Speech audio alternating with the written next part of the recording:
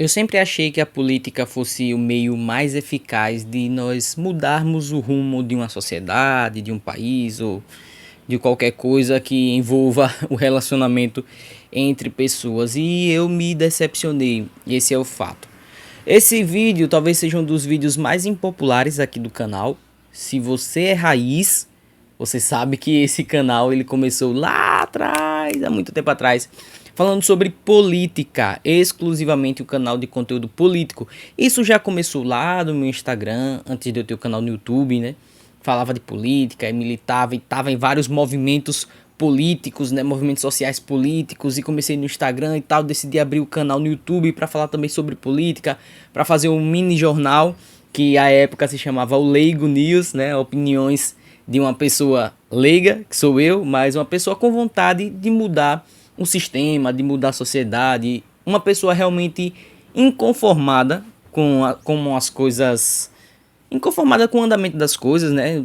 Inconformada com o sistema mesmo. O sistema por si só, essa palavra sistema por si só já é uma palavra depreciativa, né? Já é uma palavra pejorativa.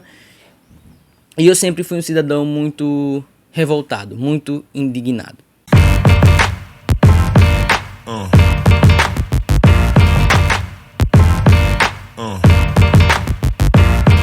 Yeah.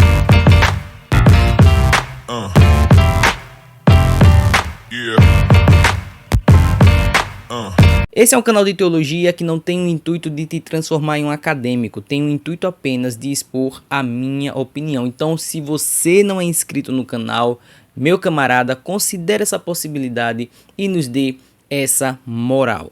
Esse vídeo é muito difícil porque talvez eu perca alguns inscritos que eu luto a duras penas para conseguir, estamos aí na luta para tentar bater logo esses 1000 inscritos, e talvez eu perca alguns inscritos por causa desse vídeo, justamente porque, como eu disse, boa parte da galera desse canal é uma galera que chegou aqui por meio da política, por causa da política, né? E geralmente, como existe essa ligação entre direita e a religiosidade, as igrejas e tal, a galera meio que conciliava os dois assuntos, tanto o assunto político quanto o assunto da religião em si.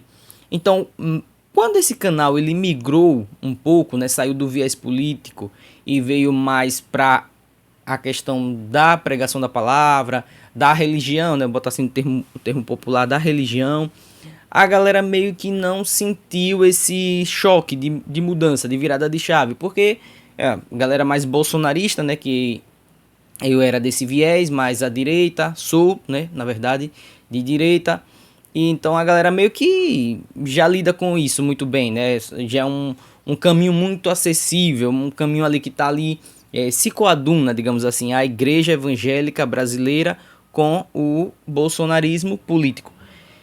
Então, meio que quando eu comecei a pregar o evangelho, a fazer vídeos mais de conteúdos teológicos, a galera não vazou do canal. O pessoal continuou aqui, continuou dando views, dando likes, e isso foi muito bom. É muito bom porque eu consegui pregar a palavra de Deus para um pessoal que às vezes é só religioso de fachada, religioso de IBGE. Diz, eu sou cristão, mas não conhece o evangelho a fundo, não professa fé e tal. E então para mim foi excelente, foi ótimo.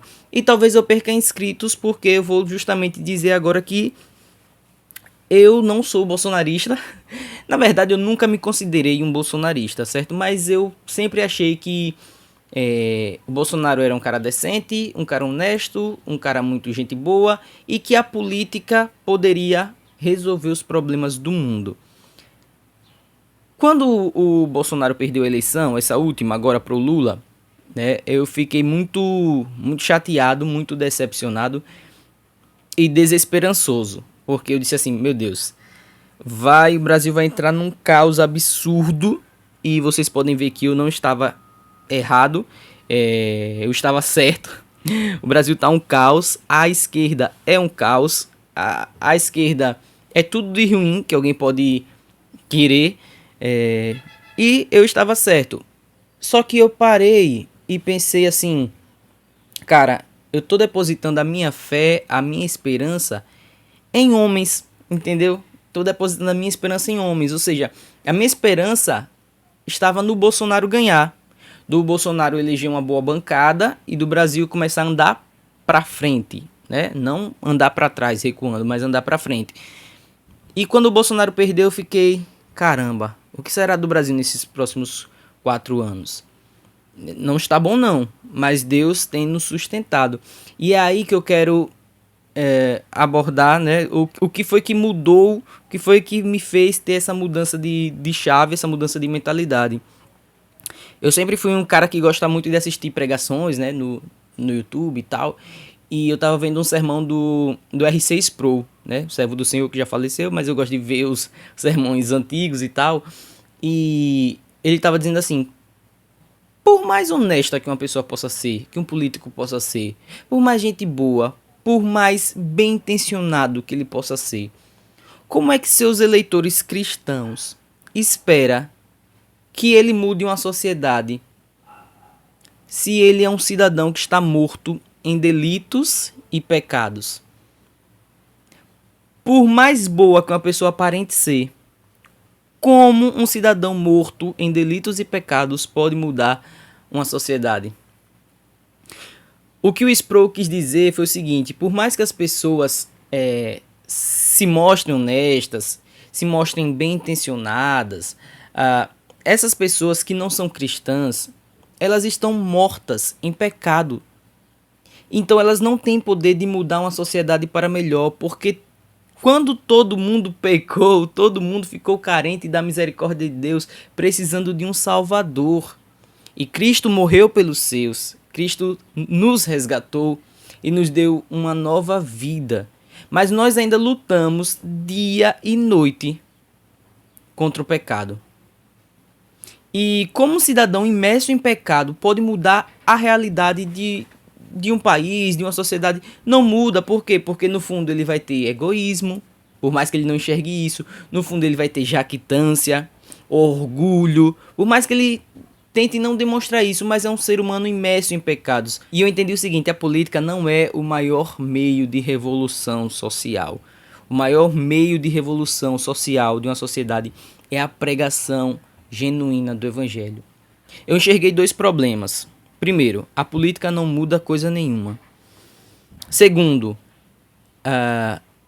essa galera que se junta com o Bolsonaro, com a direita brasileira, não são evangélicos coisa nenhuma. Porque pense, existem várias pesquisas de IBGE para saber o censo, né, qual o número de cristãos no Brasil e tal. E essa pesquisa ela bate ali mais ou menos uns 75% de cristão, 80% de cristão no Brasil. E o nosso país nunca foi tão violento, nunca foi tão adúltero, o nosso país nunca foi tão corrupto. Uma população com 80% de cristãos elegeu Lula, que é um bandido condenado. Então, qual tipo de evangelho que essa galera escuta? A galera idólatra que bota Bolsonaro lá no topo, né, no alto, lá no pedestal, e começa a idolatrar e tal e tal. Uma galera que não sabe de fato o que é o evangelho de Cristo. É uma galera que tem como seu pastor Silas Malafaia. Por quê? Porque ele é um bolsonarista roxo. E embora eu nunca tenha me considerado um bolsonarista, eu depositava muita fé no Bolsonaro, porque achava que justamente isso, que ele era um cara honesto. E aí ele vai mudar, né, a realidade do país e tal, quando isso não é uma verdade. Primeiro, o Bolsonaro ele não é cristão. Ele se diz cristão, mas veja as atitudes do Bolsonaro. Ele reflete o caráter de Cristo. Você olha para o Bolsonaro e você enxerga Cristo no Bolsonaro. Um cara que tem a boca porca, a boca suja. Um cara que toma decisões, no mínimo, controversas. O cara que dá declarações, no mínimo, desrespeitosas. Reflete de fato o brilho de Cristo, um cidadão como esse? E eu comecei a entender que a bolha bolsonarista já estava se tornando uma doença. Aí já sai um pouco da questão do evangelho, né, que é o principal problema. O evangelho não estava sendo pregado e tal. E eu percebi, essa bolha bolsonarista é uma bolha doente. Por quê? Porque ela jamais admite críticas ao Bolsonaro, ao seu mito, ao seu redentor. Se você critica o Bolsonaro, você não é de direita. Eu aposto que vão dizer que eu não sou de direita mais aqui nesse conteúdo, mas eu fiz o vídeo disposto a arcar com o ônus da coisa, né? E a galera idolatra muito. A galera idolatra muito, muito, muito o Bolsonaro. Coloca o Bolsonaro como um deus. As pessoas vão na frente de um quartel com a Bíblia na mão para pregar o evangelho? Não. Para defender o seu Deus, Bolsonaro. E quando eu comecei a enxergar essas coisas, eu disse, meu Deus, de alguma forma eu tenho contribuído para que isso aconteça. Entre o Lula e Bolsonaro, hoje em dia, eu votaria novamente 1000 vezes no Bolsonaro. Se ele se candidatar de novo contra o Lula, voto 1000 vezes nele. Mas nós precisamos aguçar o nosso senso crítico e entender que o evangelho é muito mais que isso. A política não vai mudar nada. O que vai mudar a atitude das pessoas, o coração das pessoas, é a pregação do verdadeiro evangelho, do evangelho genuíno. Por que o Brasil está assim? Porque o evangelho genuíno não está sendo pregado. Essa galera que corre louca atrás do Bolsonaro, ela tem como pastores Silas Malafaia, David Leonardo, que são falsos pastores, são lobos na pele de cordeiro. Então como é que o Brasil vai mudar? É o Lula disfarçado. Eles podem não roubar milhões, ok? Podem não roubar, inclusive, podem não roubar um centavo. Mas você pegar a postura do Bolsonaro, a postura de um homem, no mínimo, controverso. Por que controverso? Veja só. O Bolsonaro teve a oportunidade de indicar 2 pessoas para o Supremo Tribunal Federal. Porque a reclamação era essa, que o Supremo é aparelhado, é a esquerda, isso e aquilo, aparelha todo o sistema e tal e tal. E de fato, você pega o Lula, que é comunista, ele botou lá o Flávio Dino, que é um comunista assumidaço. Assumidaço. Botou. Aí o Bolsonaro, que é o cara da extrema direita, da direita radical, tem a oportunidade de colocar 2 cidadãos para criar um contrapeso ali no Supremo Tribunal Federal. E aí o que é que ele faz? Ele coloca o André Mendonça e coloca o Cássio Nunes. 2 esquerdistas. Aí você deixa de ler a Bíblia, você deixa de meditar na palavra do Senhor, você deixa de orar para você estar fazendo campanha para político, isso e aquilo, depositando a sua esperança em políticos que estão pensando apenas nos seus maravilhosos salários. Nada mais que isso, poder. Tanta gente rica, né? O Pablo Marçal aí se candidatou aí agora. Poder. É simplesmente isso, poder. A nossa esperança, ela precisa estar exclusivamente no nosso único Senhor e Salvador. E com isso, não estou dizendo que é pra gente abandonar a política. Vamos abandonar a política e dane-se, época de eleição, vou pra praia. Não. Seja um agente ativo nesse processo. O João Calvino, ele era um ser muito ativo nessa questão da política, né? E esse canal é canal reformado, de viés calvinista e tal. Nós entendemos toda essa questão. Nós entendemos que o cidadão, independente dele ser evangélico, dele ser da Ubanda, do catolicismo, ele também é um cidadão, antes de tudo ele é um cidadão, e ele precisa estar envolvido nas questões do país dele e tal.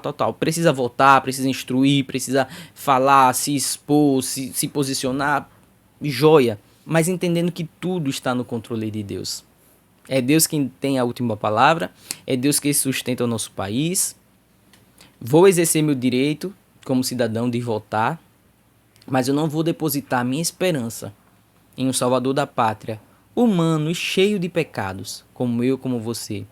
O meu Salvador não morreu de overdose, o meu Salvador morreu numa cruz. E estamos ainda por pouco tempo aqui no Brasil, estamos por pouco tempo ainda no mundo, mas a nossa pátria não é aqui. Então nós precisamos nos empenhar para levar o máximo de pessoas possível para a nossa pátria, que é o céu, a nossa morada celestial, o lugar onde Cristo foi nos preparar lugar. Ele disse, já tem moradas aqui, eu vou preparar lugar para vocês e tal. E essa tem que ser a nossa motivação. Eu não posso ser um doente um alienado, um cara extremamente preocupado simplesmente com as coisas que estão acontecendo hoje, aqui e agora. Porque esse agora é muito breve. O que vai contar no fundo é a eternidade. Que Deus abençoe a sua vida, um cheiro no seu coração e até a próxima.